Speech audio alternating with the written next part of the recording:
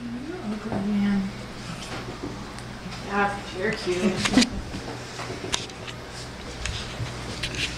Have you ever been to a restaurant and been overwhelmed with the place setting and how to use it? Today we're going to talk about dining and etiquette for using a place setting. It's very important for everyone to understand place setting and etiquette.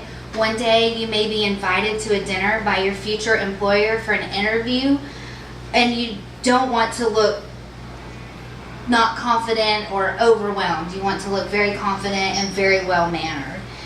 I've been in that position where I've been invited with working at a dentist office where we have to meet people at a nice restaurant, and I've sat down and just felt embarrassed because I didn't understand the setting and how to use it.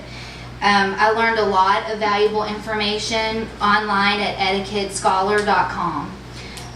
Today we're going to discuss the setting, how to set a table, and the etiquette for using the place setting and doing it at home and the importance of doing that. First, if you start and you have an even number of place settings, you always set them 2 on each side. You're always going to give yourself 24 inches of elbow room. If you're ever dining with someone and you have an odd number of guests, the third one is always to be in the middle of the other two. So when setting your place setting, this is called your service plate. It goes exactly 1 inch from the end of the table. You have your butter and your butter plate and butter knife. The part of your knife that you actually spread the butter is faced toward your neighbor.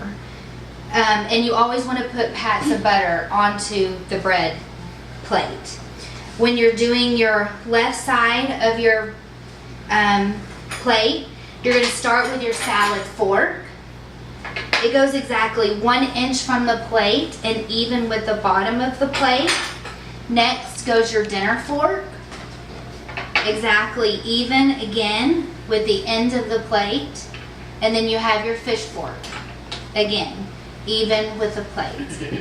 On the right side, you always have your dinner knife. The sharp edges of your knives are always faced towards the plate. Again, 1 inch apart, even with the end.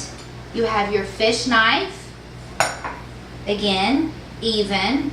And then you have your soup spoon. Again, that's even. Then you have your glasses. This is your water glass. It is going to be set closest to you. When setting this up before people get there, you want to make sure that you fill this with water. Your second glass, if you're serving champagne, that goes next. Then you have your red wine glass. That goes towards the back. You have your white wine glass. That is set right here. And then you have your sherry glass. If you're going to serve sherry, you're going to want to put that there. So, now that we have shown everything and how it is set up, we want to discuss etiquette for using it. Rule of thumb is you're always going to work from outside in. So using your utensils, this is your soup spoon. It's obviously going to go for a soup or an appetizer. And you're going to start with your fish fork. If you know that you're going to have a salad, you can always swap your salad fork with your dinner fork. But typically you're going to work from the outside in. This is your service plate. Your appetizers, any appetizers or any soups will be set onto this plate. And when the main course is served, they will actually take this plate away. When you're using your cups, your red wine glass typically has a bigger globe. So when you drink out of it, you always cup and hold the globe of the glass. Typically your white wine glass has a longer stem. So when using it, you always hold it like this when you're drinking.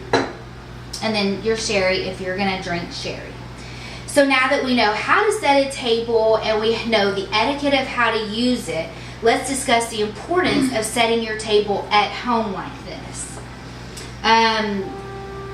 It can make your atmosphere more relaxing. If you have holidays, you can put centerpieces in there, kind of set the mood for your dinner.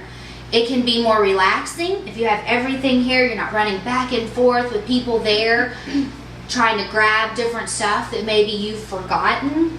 It obviously teaches us manners, teaches everyone else manners, and it is beneficial to our children in the future. We can show them how to use it and teach them. Then when they get ready to go do an interview one day, then they'll know how to use it and they'll look more confident and well-mannered. So today we've learned how to set a table.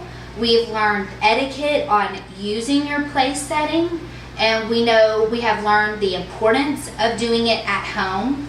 So I give every one of you a challenge to have a dinner party and invite friends and family over and just ask yourself a few questions. You know, did it feel any different? Was it more relaxed? Did it set the mood?